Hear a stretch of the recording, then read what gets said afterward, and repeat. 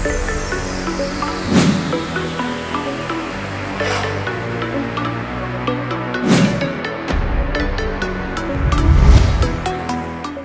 Hello welcome to వింతలు విచిత్రాలు. ప్రపంచంలో జరిగిన కొన్ని వింతలు విచిత్రాల గురించి ఈరోజు మనం చర్చించుకుందాం.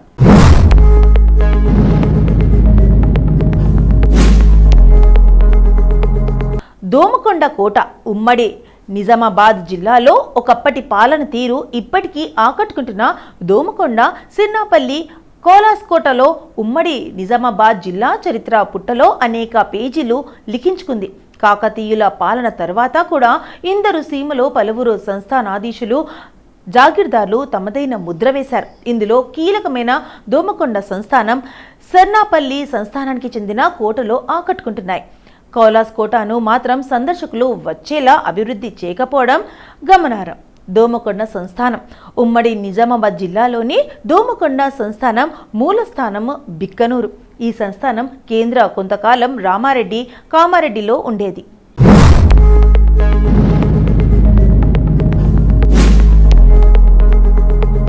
చివరకు దోమకొండ కేంద్రంగా స్థిరపడింది. ఈ సంస్థానాన్ని మొదట కుతుబ్ షాహీలు తర్వాత అసఫా షాహీలకు సామంతులుగా ఉన్నారు. కామినేని వంశస్థుడైన కామినేడు దీనికి మూలపురుషుడు. కామినేని చౌదరిగా పేరు పొందాడు. కామిరెడ్డి కుమారుడు కాచారెడ్డి, కాచారెడ్డి కుమారుడు రాజన్న చౌదరి కుమారుడు రాజేశ్వరరావు, ఈయన కుమారుడు పెద్ద రాజేశ్వరరావు గారు, తర్వాత రాజేశ్వరరావు సోదరుడు అన్నారెడ్డి తర్వాత ఇతని కుమారుడు ఉమాపతిరావు, తర్వాత ఇతని కుమారులు రామచంద్రరావు, సోమేశ్వరరావు, తర్వాత సోమేశ్వరరావు కుమారుడు రెండో ఉమాపతిరావు, తర్వాత ఇతని కుమారుడు రాజేశ్వరరావు, అనంతరం ఈయన కుమారుడు రాజా సోమేశ్వరరావు పాలించారు.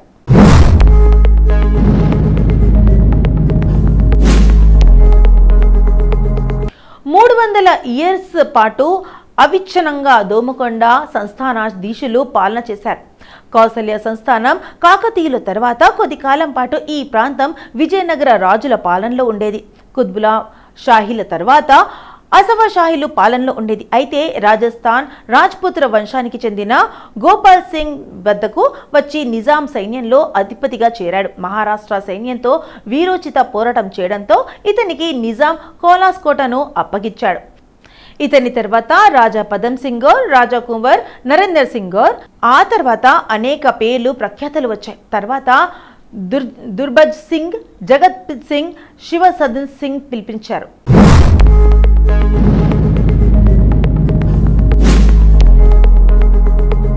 శివసదన్ సింగ్ 6 కుమారులు ఒకరైన అజిత్ కుమార్ సింగ్ భారత సైన్యంలో కలంగా పనిచేసి తర్వాత మెదక్ సంగారెడ్డి జిల్లాలో ఎన్సిపి అధికారికంగా అనేక మంది అధికారులను తీర్చిదిద్దారు. భూమి దారాదత్తం, రాజుల సేవలో పాలు పంచుకున్నందుకు, యుద్ధాలలో పాల్గొన్నందుకు, ఆపద సమయాల్లో ఆదుకున్నందుకు, ఇతర కారణాలతో రాజులు కొందరికి అధిక మొత్తంలో భూమిని దారాదాతం చేశారు.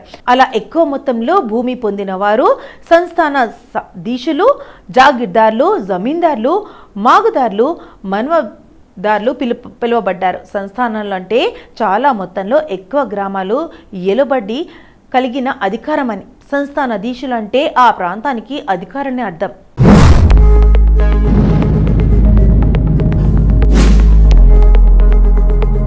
నిజామాబాద్ జిల్లాలో దోమకొండ, సిర్నాపల్లి, కోలాస సంస్థానాలతో పాటు 46 జాగీర్దార్లు ఉండేవి. సిర్నాపల్లి సంస్థానం ఇందరు జిల్లాల్లో సిర్నాపల్లి సంస్థానం ప్రత్యేకమైంది. దీని సంస్థానాధీశుడు చెన్నారెడ్డి, తర్వాత ఆయన కుమారుడు రఘుపతి రెడ్డి, చెన్నారెడ్డి, రామరెడ్డి, రఘునాథ్ రెడ్డి, చెన్నారెడ్డి, వెంకటరెడ్డి వరుసగా వంశపారంపర్యంగా పాలించారు. చెన్నారెడ్డి మరణంతో ఆయన భార్య రాణి ఉషమ్మ 1203లో అధికారం చేపట్టింది. ఆమె తర్వాత రాజారాం పాలించారు. తర్వాత రాజారాం మరణం తర్వాత ఆయన భార్య జానకిబాయి సంస్థానాధీశురాలయ్యారు. తర్వాత ఈమె కుమారుడు రఘుపతి రెడ్డి, తర్వాత ఆయన కుమారుడు ప్రతాప్ రెడ్డి పాలించారు.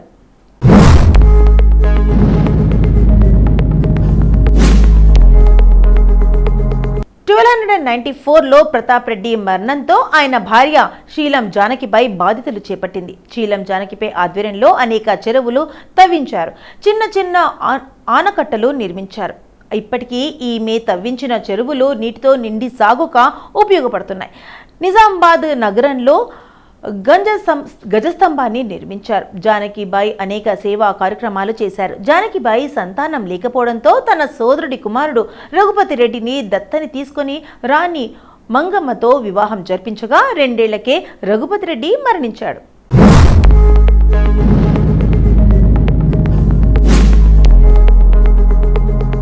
దీంతో రాణి మంగమ్మ శీలం రామలింగారెడ్డిని దత్త తీసుకున్నారు. జానకిబాయి మరణాంతరం రామలింగారెడ్డి అధికారం చేపట్టి వనపర్తి సంస్థానాధీశుడైన 2వ రాజరామేశ్వర కుమార్తె జానకమ్మను వివాహం చేసుకున్నాడు. తర్వాత రామలింగారెడ్డి కుమారుడు రాంభూపాల్ సంస్థానాధీశుడయ్యాడు. నిజాం రాజ్యం పతన నాయకం రాంభూపాల్ రెడ్డి ఐఏఎస్ ఉత్తీర్ణుడైన కలెక్టర్గా పనిచేశాడు. రాంభూపాల్ 2 కుమారులు ప్రస్తుతం విదేశాల్లో స్థిరపడ్డారు. కుమార్తె అనురాధారెడ్డి మాత్రం చరిత్ర పరిశోధన, సామాజిక సేవా కార్యక్రమాలు చేస్తున్నారు.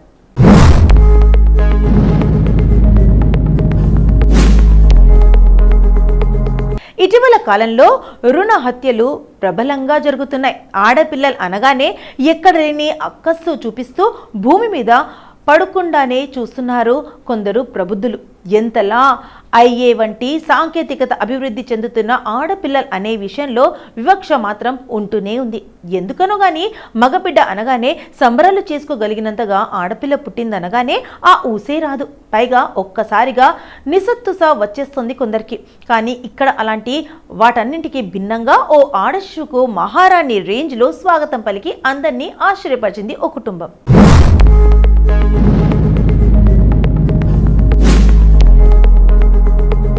ఇక ఈ ఘటన ఆడపిల్లలు ఎన్నటికీ మహారాణులు, వాళ్ళు నట్టింట తిరుగాడితే మహాలక్ష్మి ఇంటికి వచ్చినంత వేడుక అనే చాటి చెప్పేలా ఈ కుటుంబం సంబరాలు చేసుకుంది. అందుకు సంబంధించిన వీడియో నెట్టింట తెగ వైరల్ మారింది.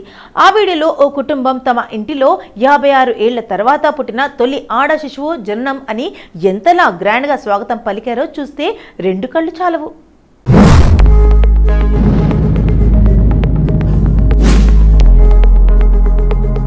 ఓ వీఐపీ మాదిరిగా భారీ వాహనాలు కాన్వేతో ఊరేగింపుగా ఇంటికి తీసుకొచ్చారు. ఇంటి వద్ద పింక్ కలర్ బెలూన్స్ను అందమైన పూలతో ఆ చిట్టి పాపకి ఘన స్వాగతం పలికారు. పైగా ఆ వీడియోకి మా కుటుంబంలో 56 ఏళ్ల తర్వాత పుట్టిన అమ్మాయి అనే క్యాప్షన్ జోడించి మరీ పోస్ట్ చేశారు.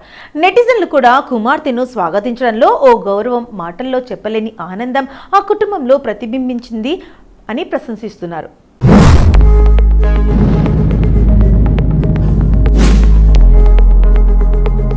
సో ఇదండి ప్రపంచంలో జరిగిన కొన్ని వింతలు విచిత్రాల గురించి ఈరోజు మన ఎపిసోడ్లో చర్చించుకున్నాం కదా. మరి రేపటి ఎపిసోడ్ మళ్ళీ కలుద్దాం. అంటే టేక్ కేర్, బాయ్.